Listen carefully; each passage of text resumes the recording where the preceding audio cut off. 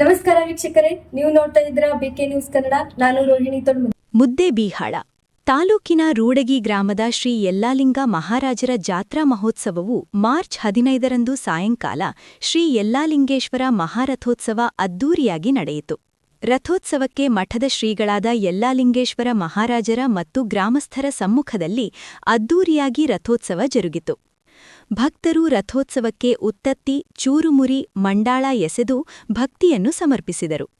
ಅದಕ್ಕೂ ಮುಂಚೆ ಮುಂಜಾನೆ 10 ಗಂಟೆಗೆ ಸ್ಥಳೀಯ ಶ್ರೀ ಅಕ್ಕಮಹಾದೇವಿ ಮಹಿಳಾ ಸಂಘದಿಂದ ಪಂಚಪಲ್ಲಕ್ಕಿಗಳಿಗೆ ರುದ್ರಾಭಿಷೇಕ ಮತ್ತು ಮಹಾಪೂಜೆ ನಡೆಯಿತು.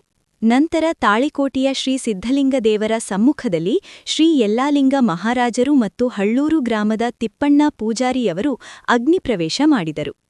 ಸಾಯಂಕಾಲ 4 ಗಂಟೆಗೆ ಆಲಕೊಪ್ಪರ ಗ್ರಾಮದಿಂದ ರಥೋತ್ಸವದ ಮಿಣಿ, ಗುಂಡಕರಜಗಿ ಗ್ರಾಮದಿಂದ ಕಳಶ ಮತ್ತು ಛತ್ರಿ ಹಾಗೂ ರೂಡಗಿ ತಾಂಡಾದಿಂದ ರಥೋತ್ಸವಕ್ಕೆ ಅಲಂಕಾರದ ಹೂವಿನ ಹಾರನ್ನು ಸಕಲ ವಾದ್ಯ ವೈಭವಗಳೊಂದಿಗೆ ಶ್ರೀಮಠಕ್ಕೆ ಬರಮಾಡಿಕೊಂಡರು.